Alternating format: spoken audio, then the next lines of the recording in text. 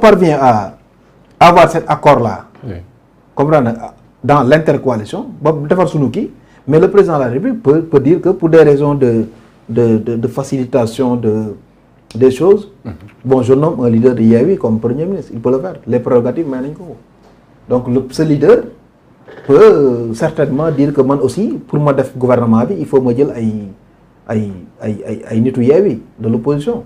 On pourrait penser à qui, par exemple? Non, Sonko, nous connaissons, non, comme l'avait dit. Bon, attends, moi, je ne peux pas dire qu'il y a des premiers ministres, donc bon, voilà. Déthié Fall? Ouais, Déthié, bon, attends, Déthié, il est mandataire national, c'est quelqu'un, bon, en fait, peut-être bon, il y a d'autres qui sont dans la coalition. Le doyen Habib Sy, il a été ancien directeur de cabinet du président de l'Assemblée nationale. Chadidiane Youm, qui traite le pouvoir de... Voilà, donc Chadidiane aussi, ça ne va pas être facile. Mais je sais que le Malamanawak, Malik Gakou qui a été vraiment, bon, en fait, c'est votre leader. Voilà, notre leader. Il peut... Donc, pour dire que, bon, en fait, météo là, météo là, bon, il faut que les Sénégalais aussi, parce que difficulté du moyen, il faut que les Sénégalais nous sauvegarder en termes de crédibilité. Bon, pareil, il faut que les Sénégalais tournent ne leen que dans le syndicalisme politique à outrance. Parce que les enjeux sont là, parce que vos problèmes sont là, il faut qu'on les règle. Donc le discours change. Non. Il faut des solutions. Non, il y en a marre, c'est il y en a solution maintenant. Pour être clair. Il faut trouver des solutions qui permettent de stabiliser le pays. Des solutions, ça permet de tenir la barre très haute sur les difficultés des populations. Parce que les Sénégalais, c'est une difficulté, moi, je vote. C'est une difficulté, moi, je vote. Donc, c'est une difficulté. Il ne faut pas qu'on les... C'est envie de changement. Non, c'est envie de changement. Le changement, il y a fait là. Parce que 20 litres d'huile, 32 000 là. Attention, 18 000 là. Ils ont envie que, comment on va faire cette proposition de loi qu'on doit faire en priorité pour diminuer les denrées de première nécessité. Ça peut se faire sans pour autant tenir compte des facteurs exogènes qui pouvoir différer du hors souvent. Non, est-ce que nous peut dissocier? Oui, mais nous permettre de dissoudre ACT. On prend 9 milliards là, on met ça dans la subvention de l'État. C'est qu'il y a des choses, des contreparties, nous permettre de faire une loi des finances rectificatives, une loi des finances rectificatives pour, en fait, diminuer les budgets de certains ministères. Nous permettre, les investissements programmés de prestige sur l'année 2022-2023, qu'on remette ça dans le budget social. C'est en réalité, bon... Et le plan Sénégal émergent? Le plan Sénégal... Non, le plan Sénégal émergent, faiblesse d'application là, en féminin. Parce que engager tout je veux dire, il faut qu'on revoie, parce que fait qu'il y a un plan, il faut que ce plan soit négocié. C'est que nous avons une politique, en termes de réflexion, d'analyse, laboratoire, moo gën a jafe diw xam nga diw jox nañ ko poste bi jox nañ ko poste bi. Ça c'est sur la forme. tey bala ñoon tey bu fekkoon ne président de la République dafa war a tànn premier ministre. ci Yewwi mais bala ma ko tànn ñun dañuy réunion toog xool un document de proposition boo xam ne toutes les réformes yi ñu war a def ak réew mi fan lañ ko war a jaarale. ak ministère par ministère lan lañ fa war a soppi. ba document bi leer ñu ne ko ñun lii ngay wàññi ci plan Sénégal émergent ñun lii lañ indi ñu mën a premier ministre mën a appliquer loolu. gestion concertée. waaw mais noonu la mën a nekk. on ne peut plus bon donc loolu mooy d'ailleurs loolu mooy sénégalais yi loolu la ñuy xaar ci ñun. xaaruñu leneen. D'accord. Voilà, donc il faut nous voir aussi mat bi sénégalais yi di xaar ci ñun en termes de régler les difficultés, leurs difficultés. D'accord, on me signale que temps bi ñu mayoon jeex na, mais je veux juste ñu aborder benn point rapidement. Wax nga ko sànq des départements que vous avez perdus, mais ci sa wax on sent un peu que c'est les répercussions, en tout cas les conséquences des investitures yi nga xam ne amoon na ci Yewwi Askan Wi et c'était très mouvementé, beaucoup de frustration. Cheikh Bamba Dièye, Moustapha Guirassy, des ténors de la coalition yoo xam ne jotuñu leen mettre ci benn liste. Est-ce que loolu aussi da ngeen reconnaître que ça a été des erreurs yoo xam ne ça vous a coûté cher dans certains départements? Moi je pense que les leaders vont évaluer. Je pense dans les semaines qui viennent bu ñu génnee ci situation bi nii la coalition Yewwi Askan Wi man li ma ci xalaat mooy il faut qu'on revoie l'organisation de la coalition et il faut qu'on revoie aussi la direction de la coalition et te loolu je pense que wax naa ko le président Gakou man personnellement wax naa ko également le président Sonko personnellement. La direction c'est Sonko Khalifa Sall Sonko Khalifa xam nga yàlla li yàlla lay def.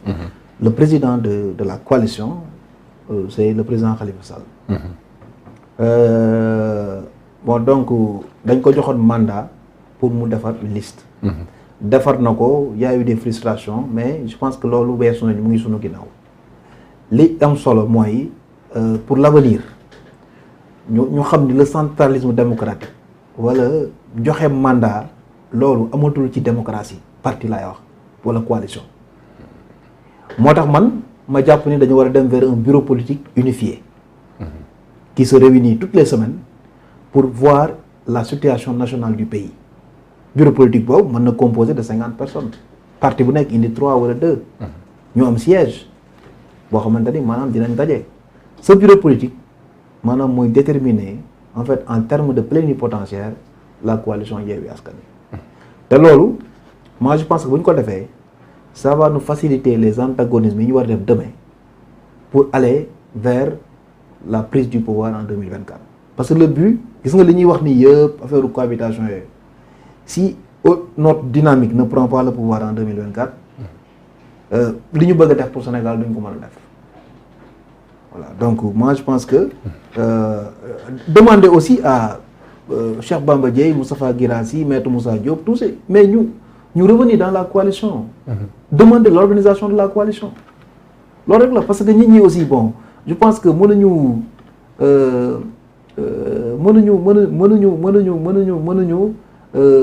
donner l'impression que ñun ay postes moo ñu intéressé nous on a battu campagne.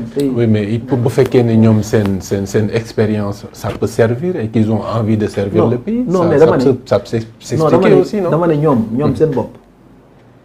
Yewwi ne peut pas avoir mieux que ces gars expérimentés là. Moi Cheikh Bamba Dièye je le connais on l'a pratiqué. Il a écrit un livre sur le Parlement sur l'Assemblée nationale.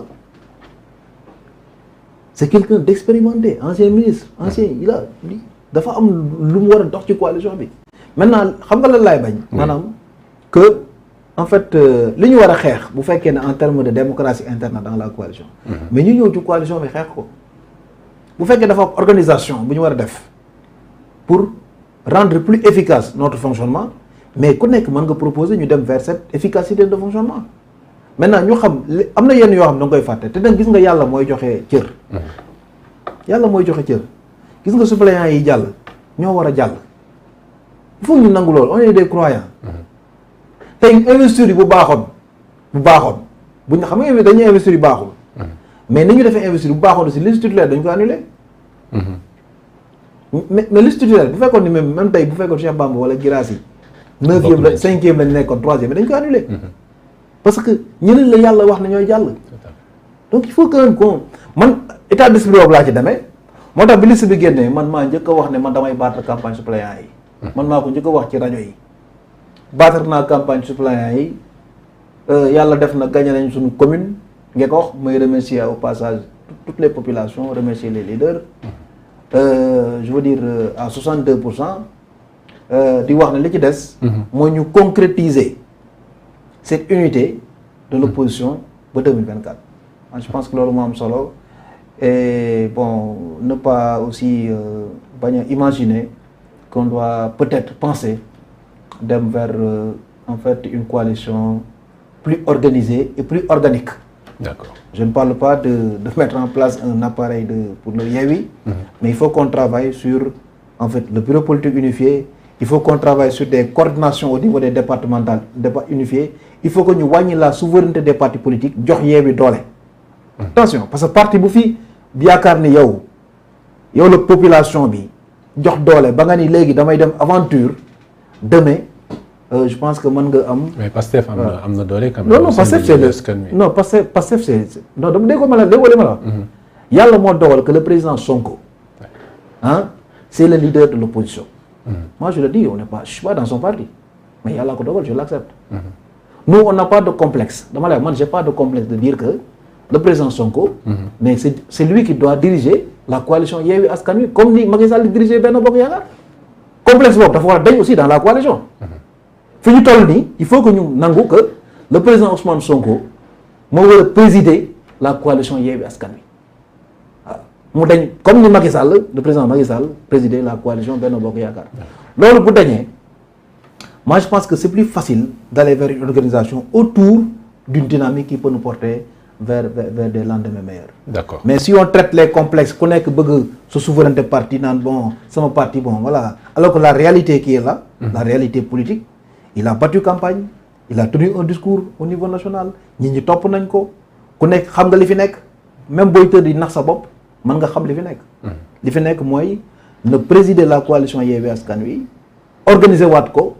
travailler waat woo ñoom Cheikh Bamba Dièye ak ñoom ñëpp ñu ñëw taxaw liggéey. On travaille sur un programme de gouvernement commun, on met en place un appareil unifié et puis le reste, bon, je pense que nous avons D'accord.